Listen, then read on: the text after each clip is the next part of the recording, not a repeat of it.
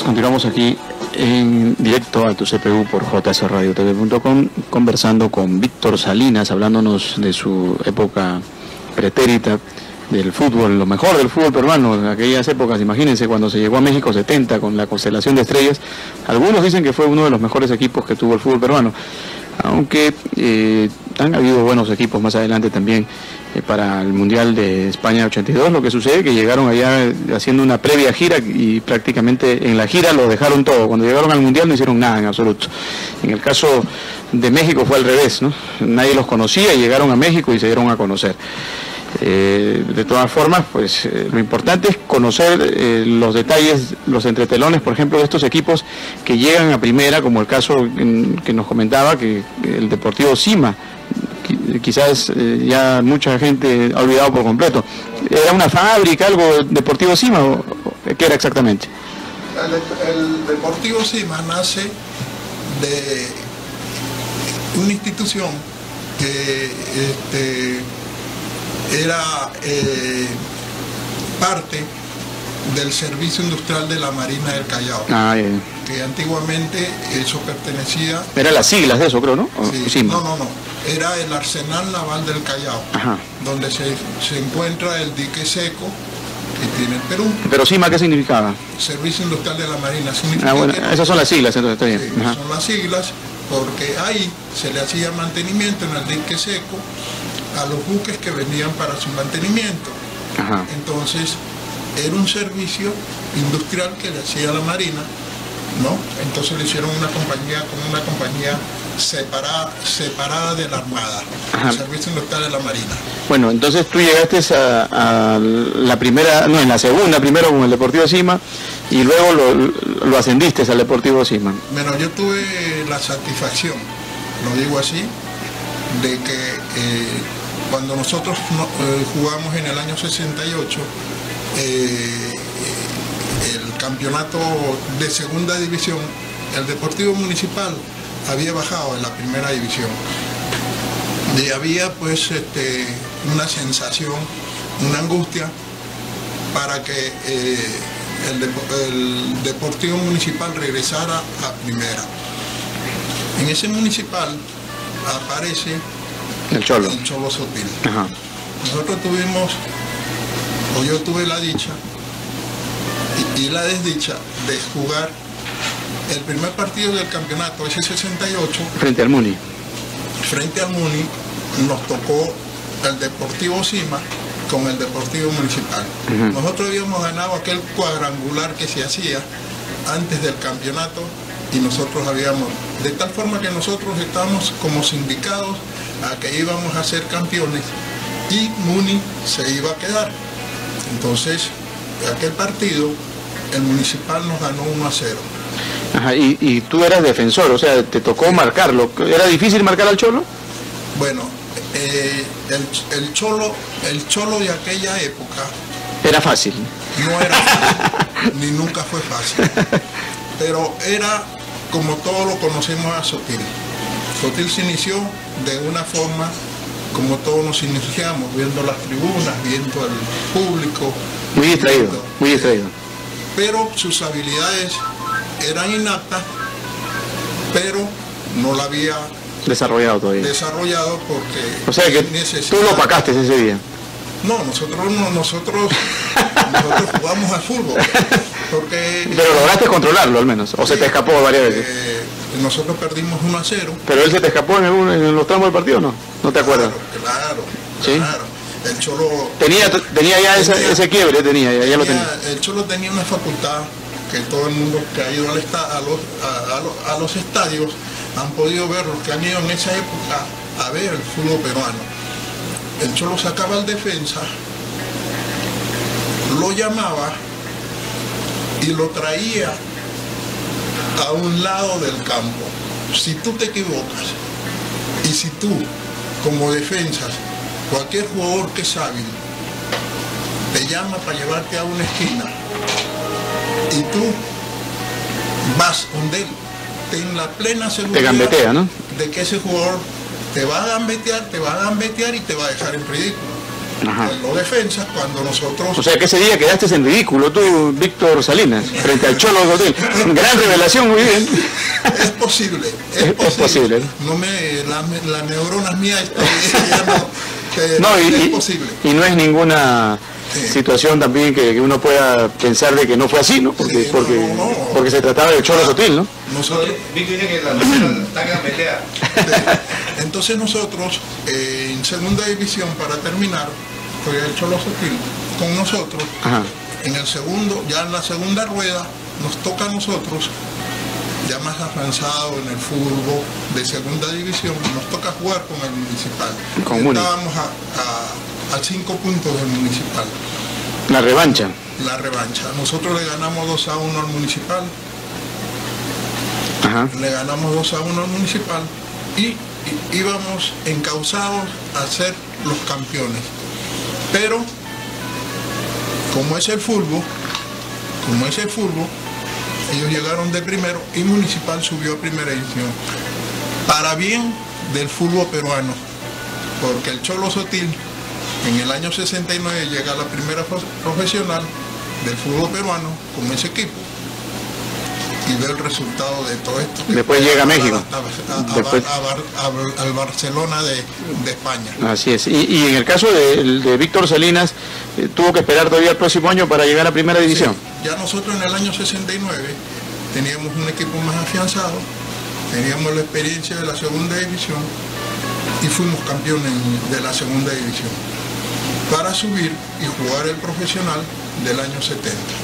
Ajá, bueno, acá vemos en algunos periódicos que nos ha traído pues algunos datos importantes del Deportivo Sima.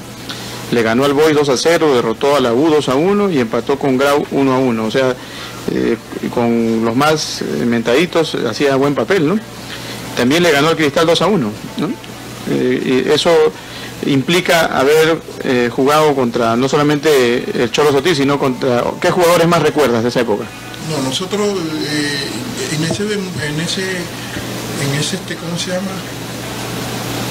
En ese campeonato del año 70, nosotros sí tuvimos un momento donde agarramos un buen nivel, y tal es así que se recuerda y lo dicen los periódicos, en verdad sí, nosotros fuimos a jugar a Piura y le ganamos al Torino en Piura. Vinimos a Lima, nos tocó jugar en la cancha de la U con el Boys, que tenía el Pelón Daga, tenía el Cabezón Valdivia, tenía un grupo y nosotros le ganamos 2-0. Nos toca jugar con el Miguel Grau de Piura en el Estadio Nacional y empatamos 1-1. Pero al siguiente partido nos toca jugar a nosotros con Universitario de Deportes. Universitario de Deportes en el año 70 tenía la mitad de la selección peruana. Tenía la mitad de la selección peruana. Y nosotros jugábamos... ¿A quiénes, por ejemplo? ¿A quiénes recuerdas ahí? Bueno, tenía Correa, tenía... El portero, ¿no? El portero, tenía a José Fernández, tenía a Chumpitá, tenía a Cruzado, tenía a Chale, tenía a Percy Rojas, tenía a Cachito Ramírez, tenía La Fuente de marcador de punta, González por el otro lado, y así. Todos sabemos que en esa selección del año 70, con la inclusión de Alberto Gallardo, pero era el Alianza Lima y el Universitario de Deportes. Nosotros, un equipo pequeño como el Sima, Universitario de Deportes tenía 18 partidos invictos en el campeonato. Y jugamos un día domingo en el Estadio Nacional a las 3 de la tarde. Y nosotros le sacamos el cascabel al gato. Eso significa que nosotros, en equipo pequeño, le quitamos el invicto Universitario de Deportes y... Con todas sus estrellas. Con todas sus estrellas. Le ganamos 2-1 y fue la primera derrota que tuvo Universitario de Deportes en el año 70. Después de esa primera derrota, Universitario de Deportes tuvo problemas porque, si recuerdo bien, el Cristal fue campeón en el año 70 el fútbol peruano. Ajá. Y bueno, luego nos vas a seguir contando más detalles sobre la gran historia del fútbol peruano de aquellos tiempos, con Víctor Salinas, gran jugador de fútbol que vive desde hace ¿cuántos años en Venezuela, Víctor? Bueno, yo vine en el año 77, ya tengo 35 años aquí en Venezuela. Ok, bien, nos vamos a la pauta publicitaria y retornamos.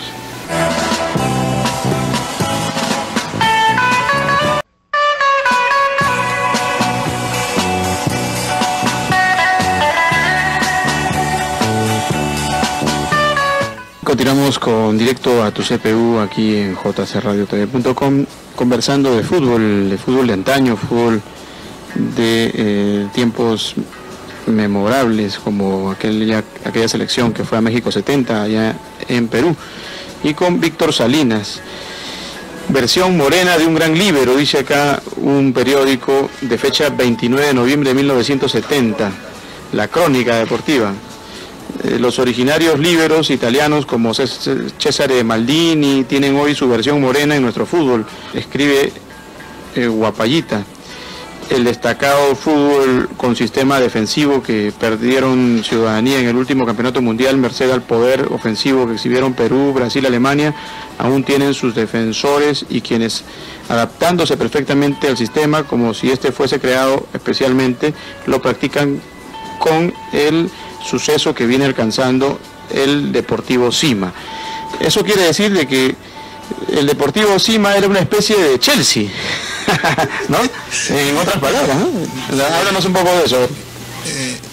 Bueno, el Deportivo Sima, gracias a la mano de don Alfonso Guapaya, que en paz descanse, muchos no lo recordarán, pero uno de los buenos entrenadores que ha tenido el fútbol peruano, él nos adaptó a jugar a un sistema, porque nosotros éramos equipos chicos, teníamos que ser más fuertes defensivamente que en el ataque. Entonces nosotros mejoramos bastante en el sistema defensivo. Entonces yo, como era en aquella época, era un jugador muy rápido, él me adaptó a jugar prácticamente de líbero,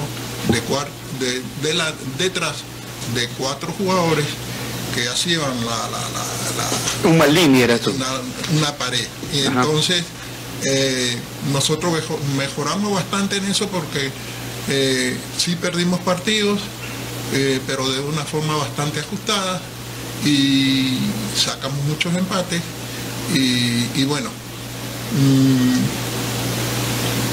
buenos resultados. Buenos resultados. Sí, ahora, en el caso de ese Deportivo Sima, el fútbol de aquel momento era, cuando vemos una repetición, por ejemplo, del Perú-Brasil, el de México 70, era como más lento. Se ve la jugada como más detenida, ¿no? ¿Qué nos puedes decir tú con relación a lo que ves ahora, ¿no? Que la velocidad parece que corriera una película rápida y la otra lenta. Incluso las propias reglas del juego también lo permitían, porque por ejemplo tú como último hombre te podías dar el lujo de darle el pase a tu arquero, ¿no? ¿Quién era tu portero en ese momento? ¿Cómo se llamaba? Bueno, yo he tenido porteros ¿malos todos? No, malos todos. Yo he tenido porque el Perú ha carecido de arqueros buenos, ¿no? Pero les voy a hablar de unos arqueros. Carlos Salinas, en el año 70. Ah, tu hermano. Sí, mi primo. Augusto Robles del Defensor Lima, y el bárbaro del ritmo, como le digo yo, Rodolfo Bazán, ajá, de la Alianza Lima. Pero ustedes en ese tiempo tenían, repito, la posibilidad de devolvérsela, ¿no? Hacer hora con el arquero. Sí. Bueno, en estos tiempos esa viene a ser una situación de apuro para un zaguero. Un último hombre no puede darse ese lujo en estos tiempos. O sea, por eso que el fútbol ha cambiado, y no solo en eso, ¿no? Sino incluso en la propia sistematización. Por ejemplo, si tú ves ahora el catenacho que practica el Chelsea, por ejemplo, pero es un catenacho rápido, de ida y vuelta, no es un catenacho cerrado como vemos a la Italia de México 70, que se tira para atrás y se acabó, ¿no? Bueno, mira, en esos antecedentes nosotros podemos decir que conforme se va desarrollando el atleta, en las circunstancias que va avanzando que va avanzando el fútbol, nosotros vamos viendo que por los sistemas, por las reglas, por muchas cosas, el fútbol tiene que ser más rápido. Es lógico que el fútbol del año 30, el año 40, el año 50, el año 60, no solamente en Perú, sino en todas las latitudes, era más lento y fue avanzando y fue siendo más rápido. En la época que nosotros jugamos, sin desmerecer épocas buenas del fútbol peruano, como en el año 58, que fueron al Sudamericano de Buenos Aires con Gómez Sánchez, el mismo Briceño que radica aquí en Venezuela, el fútbol peruano tenía Miguelito Loaiza, una selección de primera, tal es así que la mayoría salió para el exterior. Pero en ese lapso del año 50 hasta el año 70, el fútbol peruano no ganó nada. No ganó nada, el fútbol peruano era muy bueno, pero con la llegada de Didi al Perú, la mentalidad cambió. Hubo más seriedad en la federación para armar un equipo y se hizo la selección de México 70. Se hizo pero con un estudio y tengo el orgullo de decirlo, yo tuve la oportunidad de jugar esa buena época del fútbol peruano. Ahora, aquí leyendo una vez más la prensa que nos trae aquí Víctor, y que las ha guardado con bastante cuidado, porque la verdad que las páginas se ponen amarillas y todo, ¿no? Pero vale la pena conservar esto porque es un tesoro de información de lo que fue en aquel momento de fútbol. Dice, el recio defensa Víctor Salinas del Cima barre sin asco al Nisei Teodoro Gucci. Tú eras bravo, o sea, entrabas sin asco así. ¿Y cuántas veces te sacaron tarjeta roja, Víctor? Bueno. ¿Cuántas veces te expulsaron? No vas a decir que nunca, ¿no? No te vamos a creer. No. Fueron muchas, creo que por ese silencio. El que calla, otorga. El defensa, como defensa, solamente Guillermo Delgado era aquel que no cometía faltas. Pero el defensa tiene que ser rudo, pero bajo las normas que rigen el fútbol. Hay que barrer, hay que... Con pelota. Con pelota. Entonces, sí, en verdad, hay veces me he excedido, me han expulsado en mi carrera de 6 años, me han expulsado 10 veces. ¿Sí? O sea que ¿Alguna vez te expulsaron injustificadamente, que tú recuerdes, y que te dio ganas de...? Mira, nosotros en el 70 estábamos jugando con el Miguel Grau en el Estadio Nacional. En el Estadio Nacional nos estábamos jugando nosotros la baja, como se dice. Ok. Estábamos jugando con el Miguel Grau de Piura. Nosotros íbamos ganando 1-0 y nos empataron 1-1, pero el equipo terminó el segundo tiempo y el juego quedó equilibrado. En el segundo tiempo nosotros comenzamos a atacar y ellos nos hacen un gol. Con ese gol nosotros perdimos el control ya del juego. Y lamentablemente yo, capitán del equipo, caí en un error y le reclamé al árbitro injustamente una falta que me había cobrado. Entonces el árbitro me expulsó. Después que me expulsó a mí, expulsó a otro compañero mío, injustificadamente. Defensa también, justificadamente, porque él ya fue. Y después expulsó a otro. Nosotros terminamos ese juego con 8 jugadores. Ya se pasó. Perdimos 4-1. Yo creo que eso fue un exceso. Porque como con la seriedad que se estaba jugando ese partido, el árbitro, creo que era Rivero o Tejada. No, Alberto Tejada no era. Ahora, para los que no nos pueden ver, aquí nuestro amigo Víctor, pues se ve que que tiene una estatura. ¿Cuánto mides exactamente? Bueno, yo mido 1,78 m. O medías, mejor dicho. Y el peso, mi peso era... Atlético. 1,75 m. Ok, ¿alguna vez un árbitro como que te tenía miedo? Porque, ¿no? Imagínate, tú molesto, debes asustar a la gente, ¿o no? ¿Ah?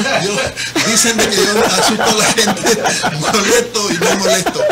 Pero algún árbitro te dijo, tranquilo Moreno, que no te voy a votar. No. Yo he tenido oportunidad, gracias a Dios, por mi forma de ser. No soy un excelente ser humano, pero he tenido mucho respeto ante mí y mucha influencia ante mi compañero. Y yo casi de los 5 años que el CIMA ha estado en la profesional, yo por lo menos 4 años he sido capitán del equipo. O sea, lo que implica que para ser capitán uno tiene que tener buena conducta, ¿no? Sí. O sea, tú te podrías considerar un jugador que cumplía la regla. Un poquito de ascendencia en el grupo, y de respeto. Eso me ayudó porque yo en el año 70 yo ingresé a estudiar a la Universidad Federico Villarreal. Ajá. Y estaba estudiando economía. Ahí muchas veces me cruzaba con el rector. Con Teófilo Cubilla. Él estudiaba economía. Ok. Y bueno, José Charela era el encargado de la selección de la Universidad Villarreal. O sea, éramos un buen grupo había cierta influencia futbolística en la Villarreal. ¿Estás delatando algo que no sé? Sí. La mayoría de los jugadores que en esa época se querían educar jugaron con nosotros en el ¿cómo se llama? Estuvimos estudiando en la Universidad de Villarreal. Ajá. Y en ese aspecto, ¿cómo ves tú, por ejemplo, el momento anterior a nuestros tiempos, ¿no? actuales, el arbitraje? ¿Lo ves que ha cambiado, ha mejorado, ha empeorado? Muchos se quejan de los árbitros en el fútbol últimamente, ¿no? Sí, en el fútbol peruano, en la época del 70 hasta el 78, salió pero Edwin Higuer era uno de los que, a partir de que él se retira del fútbol, como árbitro del fútbol peruano, 65, 66, sale una camarada de árbitros muy buenos y reconocidos en el Perú, que todos eran casi FIFA: Alberto Tejada, Lavó, Rivero, Calle, Montes, y muchos árbitros que todos eran FIFA, muy buenos. Y el fútbol peruano, pues había una competición muy seria, porque, ¿cómo se llama?, el arbitraje era serio. Había escuela de árbitros, hacían simposios del exterior, y entonces había un buen arbitraje, una buena camarada. Últimamente ha cambiado la historia un poco, aunque por ahí hay algunos que medio que quieren figurar positivamente dentro de lo que significa esa labor tan difícil también como es la de ser árbitro, ¿no? Bien, nos vamos a un momento de publicidad y regresamos con más aquí del fútbol de todos los tiempos con Víctor Salinas.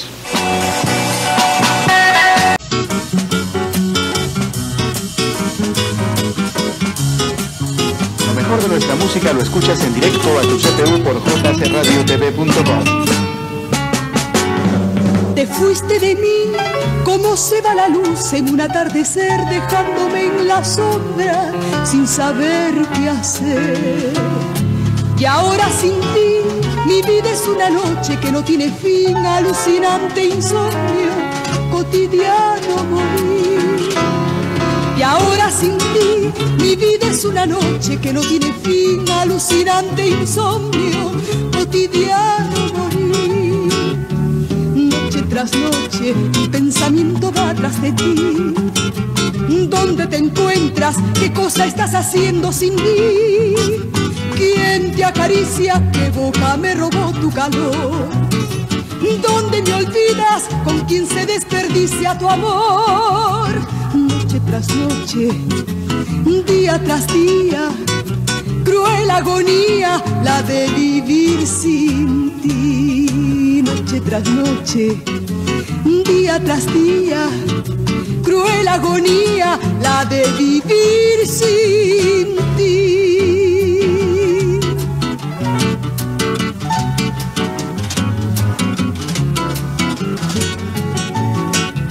Noche tras noche, mi pensamiento va tras de ti. ¿Dónde te encuentras? ¿Qué cosa estás haciendo sin mí? ¿Quién te acaricia? ¿Qué boca me robó tu calor? ¿Dónde me olvidas? ¿Con quién se desperdicia tu amor? Noche tras noche, día tras día, cruel agonía la de vivir sin ti. Noche tras noche, día tras día, cruel agonía la de vivir sin ti.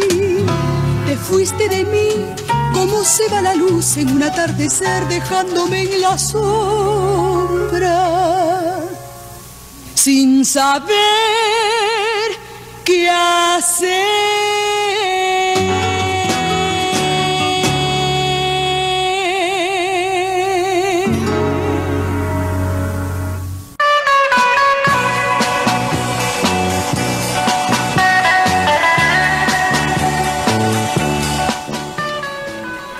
Bien, continuamos en directo a tu CPU por jcradiotv.com. Teníamos a Cecilia Bracamonte, Noche tras Noche, a propósito de la visita de nuestro amigo Víctor Salinas, que le gusta la música, la jarana, la música nocturna. Ya comienzan los problemas. Cuidado que me van a expulsar. La versión morena de un gran líbero era en su tiempo, Víctor.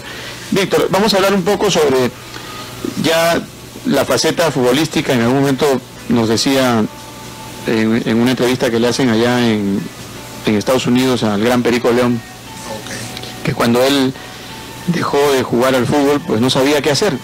Realmente no sabía hacer nada en la vida, no estaba preparado para nada. En el caso tuyo era distinto porque tú estuviste en una escuela técnica y creo que sí tuviste herramientas para defenderte más adelante. Y él contaba que cuando llegó a New Jersey, un amigo chileno le consiguió un trabajito en una factoría de baterías, y en una de esas que está agarrando la batería se le cae el ácido y le rompe la media, ¿no? Y la verdad que se le ve al negro emocionado y medio lloricón, recordando aquel momento, ¿no? Y después de haber sido un gran ídolo, y el fútbol no lo pudo evitar. Y posteriormente, como sabemos, pues él todavía radica por allá, por New Jersey, agenciándose a la vida de alguna manera. ¿Cómo fue tu caso? ¿Saliste del Perú? ¿Te fue difícil vivir sin el fútbol? ¿O nunca llegaste a vivir enteramente del fútbol? Cuéntanos un poco sobre eso. Bueno, cuando yo estuve en Perú, yo siempre estuve trabajando en el Servicio Militar de la Marina, ya que yo tenía mi profesión como técnico mecánico. Jugué al fútbol y económicamente también me fue para esa época bastante bien. Y a la vez... ¿Pero te chocó un poco cuando dejaste el fútbol? ¿Lo otro era menos o compensaba? ¿Era casi lo mismo, ganabas lo mismo sin practicar el fútbol que practicando el fútbol? No, lógicamente cuando yo dejo el fútbol ya comienzo a vivir de lo que yo voy a producir. Ajá. Mi trabajo. ¿Y era menos? Era menos, lógicamente. Ajá. Pero económicamente hasta esa época estaba bastante aceptable.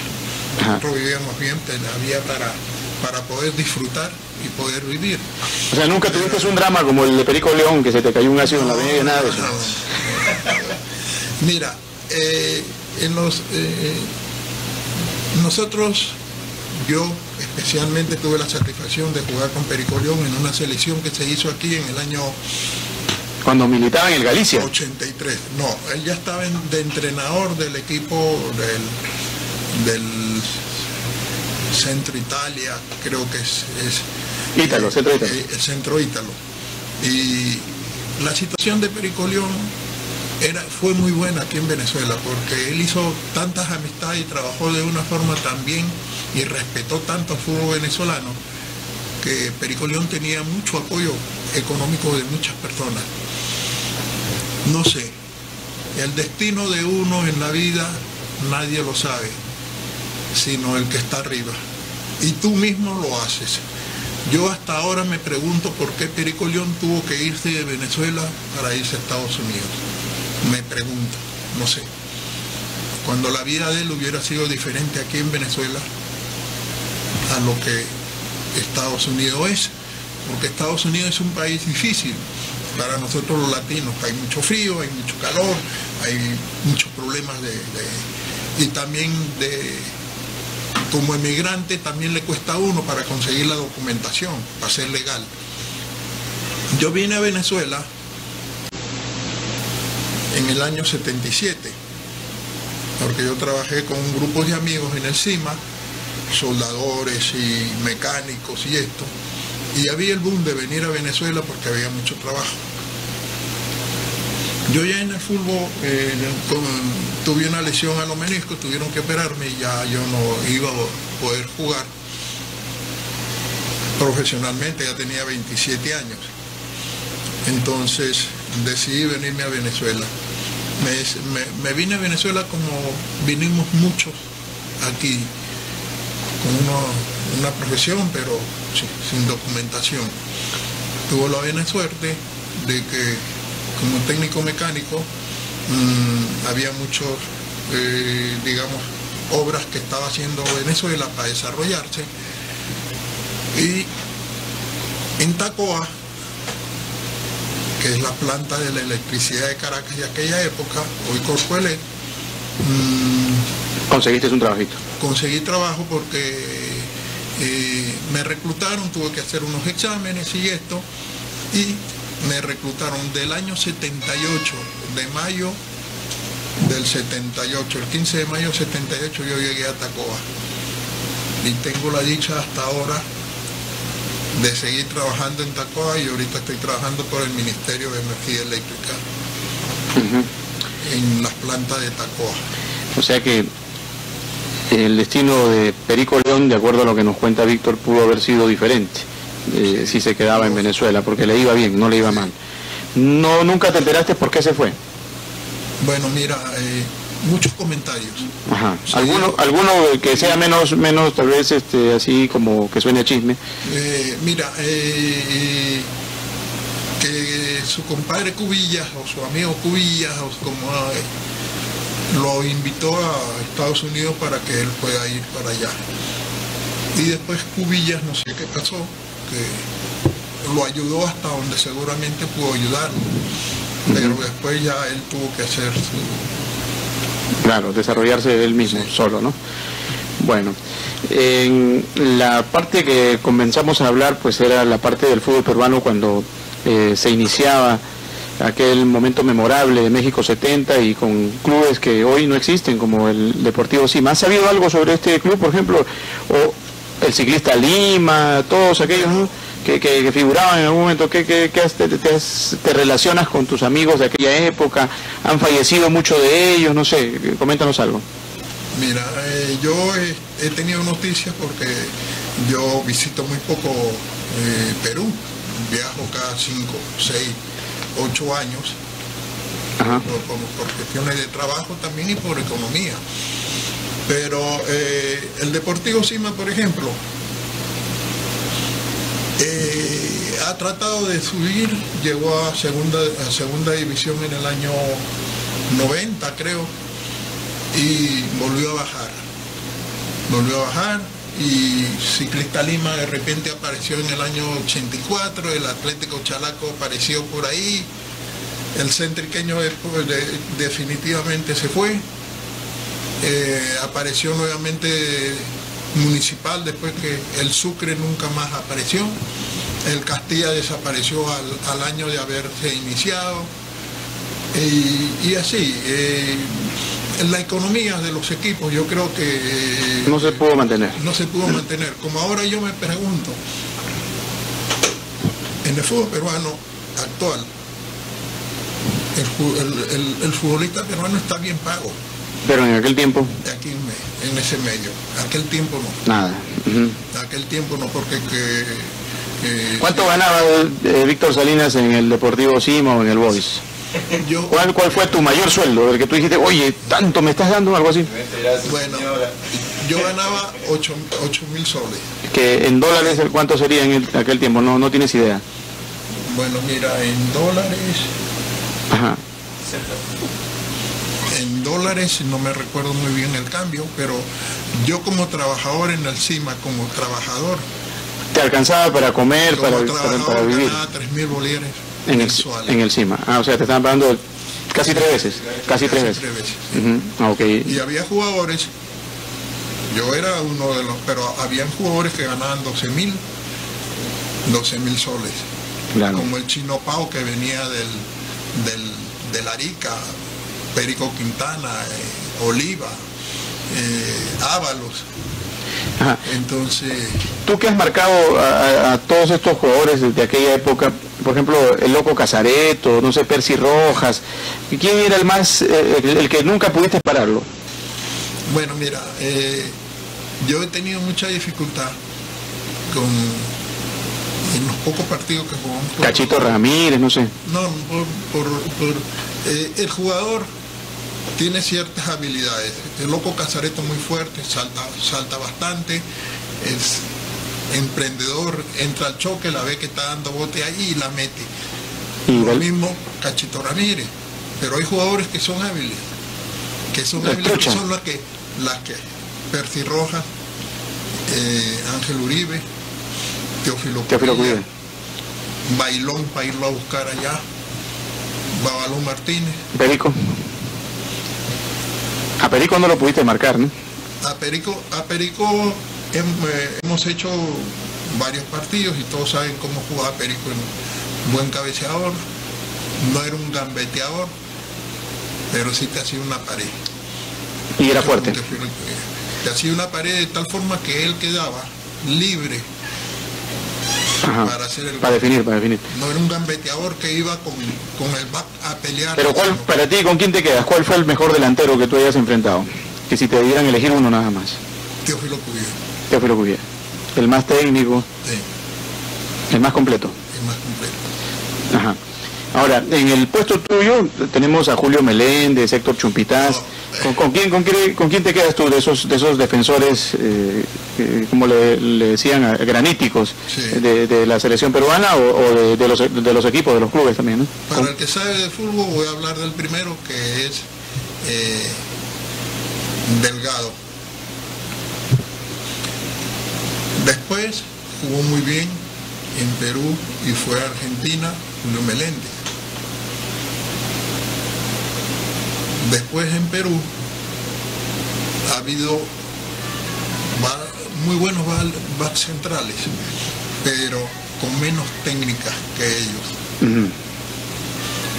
Podemos decir Orlando Latorre, muy fuerte, muy luchador, muy peleador. Héctor Chumpitaz, con sus cualidades que todos salen. Con su doble salto. Salta, muy fuerte, muy trabador, pero jugadores que con la pelota saliendo, tipo Franz Beckenbauer, le era muy difícil. Alianza Lima tenía unos backs que eran Barreto, eran muy fuertes, pero no hábiles para salir. Ajá. Lo que siempre se ha carecido es de buenos porteros. ¿Quién crees tú que ha sido el mejor portero que tú hayas visto? Aparte de los que mencionaste antes, ¿no? De los que han figurado ya en la selección o en algún club de prestigio.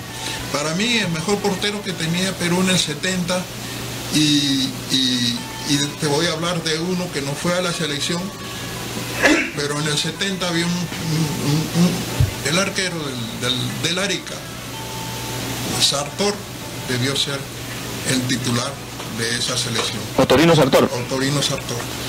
Pero lamentablemente no sé qué pasó ahí. Rubiño pero Rubiño no destacaba como mejor arquero, porque Correa y Sartor eran los mejores arqueros del campeonato en el 70. Ahora te voy a hablar del mejor arquero que ha tenido el fútbol peruano, se llama Rodolfo Azar. Lamentablemente por sus lesiones no tuvo suerte, no llegó. Pero si había que haber hecho una selección en el 70, Rodolfo Azar era el arquero de la selección. Ajá. Bien, en el caso ya de irnos a los tiempos actuales rápidamente, se viene una próxima fecha FIFA oficial ya frente a Colombia y luego se viaja a Uruguay. En estos tiempos de fútbol contemporáneo, pues Perú desde aquellos tiempos de España 82 no ha vuelto a llegar a los mundiales.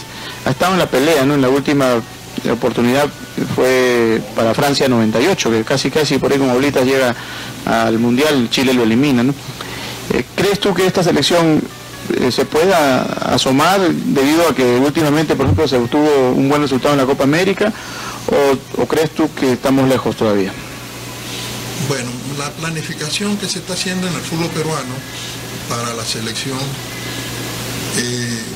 ha habido ciertos resultados que han dado la sensación de que Perú podría llegar. Marcarián ha querido hacer una disciplina, un cambio social dentro de la selección para ver con más seriedad. Pero a pesar de todo eso ha habido actos de indisciplina, ha habido cosas que han desmejorado un poquito el rendimiento hay partidos que se ganan, hay partidos que se pierden muy fácil, hay puntos que se van. Entonces, me parece a mí, y lo digo con claridad, que yo creo que Venezuela tiene más proyección de llegar que Perú. Sí, ¿no? O sea, Venezuela está haciendo un trabajo más planificado, más serio, y ahora ya Venezuela es diferente a los años 70, a los 80. Venezuela tiene casi la mayoría de sus jugadores jugando fuera. Nosotros tenemos el 50 o el 40% de los jugadores de la selección jugando fuera. Y lamentablemente los resultados de los jugadores que juegan afuera, cuando vienen a Lima a representar a la selección, no aportan nada de su experiencia. Un jugador que juega en Alemania debe llegar a Perú y debe ser una estrella, debe de darle el 100% a su equipo, no pasa nada. Más bien hay actos de indisciplina, hay actos de esto, y entonces yo como peruano me gustaría que Perú reaccione y clasifique para ir a un mundial, pero para ir a un mundial bien, para competir. No por suerte que ganamos un partido y llegamos y después hacemos una mala actuación. Ajá. Sin embargo, Venezuela tampoco la va a tener nada fácil. Recuerden que en la última ronda similar a esta, en las últimas, Chile ha venido acá y ha ganado. Ni siquiera ha empatado, ¿no? Chile se ha dado, en la última ocasión, en la última eliminatoria, ganó en Bolivia, vino acá, después de haber ganado el frío, ganó en el Caribe, ¿no? O sea, los chilenos como que tienen una selección, incluso en estos tiempos, si vamos individualmente, hombre por hombre, Chile tiene estrellas, ¿eh? Claro. Full estrellas. Entonces creo que el desafío de Farías para esta próxima sesión no tanto es Uruguay, porque Uruguay se juega de visita, sino es el seleccionado chileno, con quien todavía estamos en deuda, no lo hemos podido ganar. ¿Tú cómo ves estos partidos de la Vinotinto? Sí, yo veo de que Venezuela está haciendo un trabajo bastante serio. Vuelvo y lo repito, ellos están planificando y ya tienen planificado los partidos con las probabilidades que ellos van a tener de ganar. Partidos claves para ellos son Uruguay y Chile. Creo que Chile juega en Chile con Venezuela. No, aquí tiene que ganar Venezuela obligatoriamente. Mientras que contra Uruguay es en el centenario, o sea, si Venezuela va para allá y pierde con Uruguay no pasa nada, ¿no? Porque campeón de la Copa América, no hay problema, ¿no? Pero hay más probabilidades por las probabilidades anteriores, que vaya Venezuela a Uruguay y vuelva a ganar, o empate, porque ya lo ha hecho allá. Sí, el problema es de que logra el empate, viene acá y pierde frente a Chile. Eso es lo que ha hecho también. Sí. Ha ganado allá y en el partido siguiente ha perdido contra... Eso no sirve. Por eso tarea pendiente. Tarea pendiente. Las cosas hay que planificarlas. Y planificando las cosas se pueden lograr los objetivos.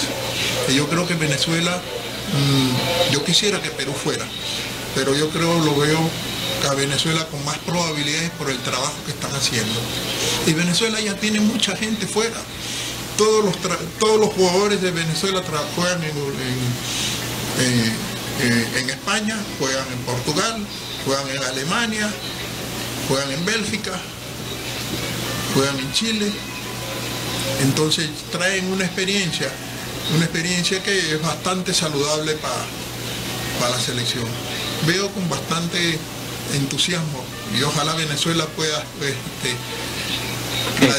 estar acá cerca en el Mundial, que nos vamos por acá por Santa Elena de Guairén, nos vamos al Mundial de Brasil. Bien, vamos a un tema musical más y venimos ya con la despedida de Víctor Salinas, hablando del fútbol de todos los tiempos.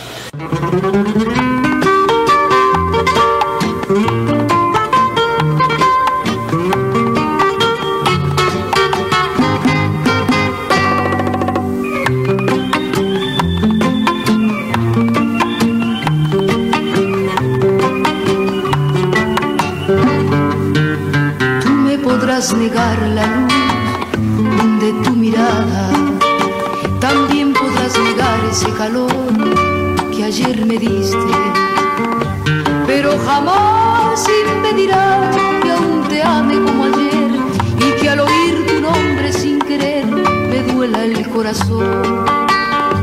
Pero jamás impedirás que aún te ame como ayer y que al oír tu nombre sin querer me duela el corazón.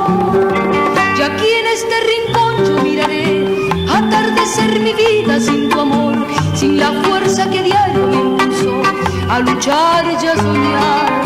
Si me fallaste tú y en quien creer, ya para qué empezar de nuevo a amar, si siempre tendría miedo a tropezar con otro como tú.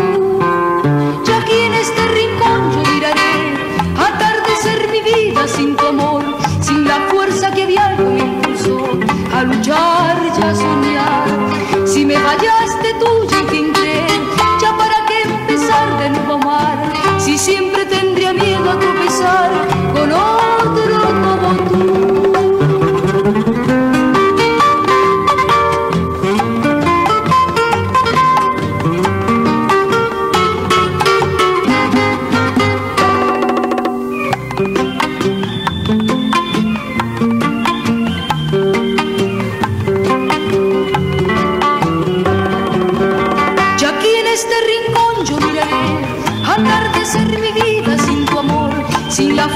Que a diario me impulsó a luchar y a soñar.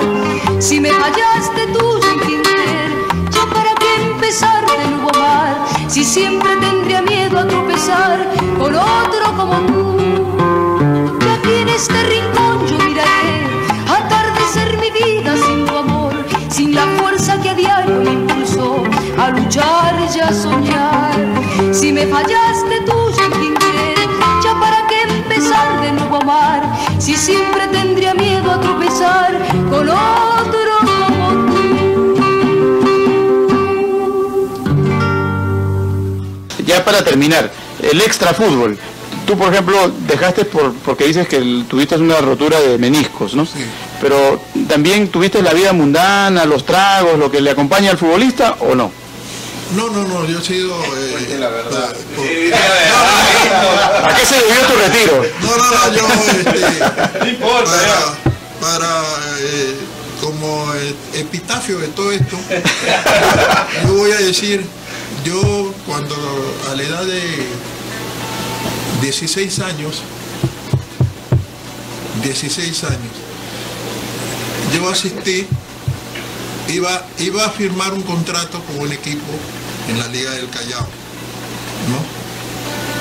Y me llevaron a la puerta 4 del Estadio Nacional, donde se hacían los exámenes médicos para que te puedan legalizar como jugador. A mí me detectaron un problema de tensión ¿no? Tensión cardíaca. Me rechazaron y me tuve que hacer un examen, un estudio como de 6, 7 meses en el Hospital Carrión del Callao, cardiología. Yo 17 años en todo mi auge deportivo, pero por antecedentes cardíacos de mis padres, yo tenía una lesión, pues.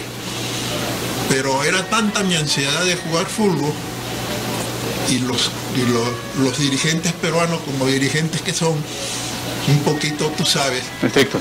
Ellos, no estrictos, ellos buscaron el medio suficiente para poderme certificar a mí para que yo pueda jugar. Ajá. Y me sacaron mi certificado. Y yo jugué profesional, jugué todo lo que jugué con aquello. Yo vine aquí a Venezuela y formamos la selección de fútbol de Venezuela y estuvimos aquí y esto y el otro. Pero yo tenía personalmente mi cardiólogo. Cuidándote siempre. Cuidándome. Yo comencé a jugar y mi cardiólogo me dijo, mira Víctor, ya tienes 40 años.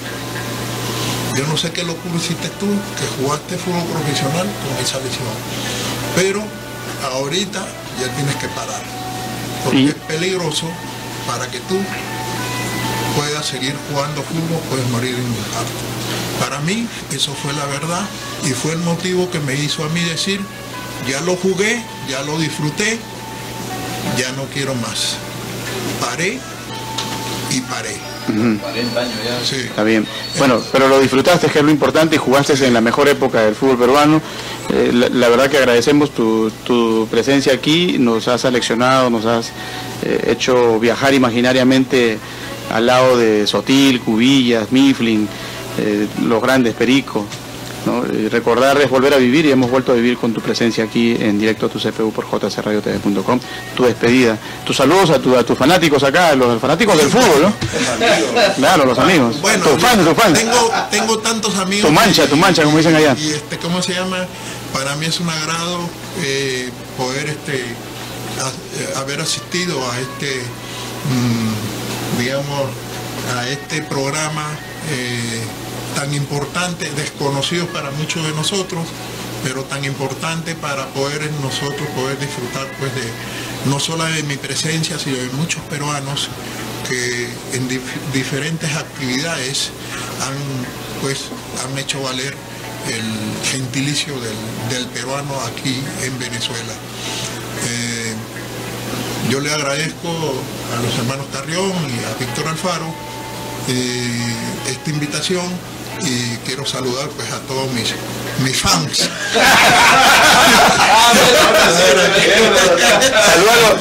Saludos. Y especialmente a mi fan más importante, que es la señora Gloria Ortega. Salúdalo a Perico, lo vamos a poner en internet, y de pronto en Nueva York lo vamos a bombardear ahí para que te escuche. ¿Qué le dirías a Perico? Perico, Okay. ¿Por qué te fuiste de Venezuela? ¿Por qué te fuiste, Perico? Recuerda que nosotros en el Serenela, antes que tú te vayas, yo te preguntaba, mira Perico, pero ¿por qué te vas tú? ¿Por qué te tienes que ir si tú estás bien aquí? Y tú ya habías pues decidido irte. Y mientras que la vida no se termina, lo más importante es vivir. Y usted como Perico León, para nosotros los peruanos, es algo grande y hay que conservarlo. Muchas gracias, que pasen buenas noches. Gracias a ti, y bueno, ya llegamos. Sí, no vamos a escuchar el tema Todos Vuelven para despedirnos a propósito de la presencia aquí de Víctor, y que seguramente también tiene que volver en algún momento que el fútbol esté en mejor posición, ¿no? Esperemos que se mejore rumbo al Mundial Brasil 2014. Bien, que todo sea felicidad. Recuerden, todo esto llegó gracias a nuestro amigo Víctor Alfaro, que se preocupa por tener gente importante como nuestro invitado de hoy, Víctor Salinas, hablándonos de una faceta que es necesario también. Ya se viene ya la próxima fecha mundialista. Para la próxima tendremos una entrevista y visita a nuestra emisora por un grupo de ensamble en Armonía, que es una música venezolana bajo la dirección de su director, el señor Merlín Briceño. Nos van a dar a conocer este trabajo instrumental en nuestros próximos programas. Estén atentos, que ya les estaremos comunicando. Que todo sea felicidad y, como siempre, a sonreír. Chao.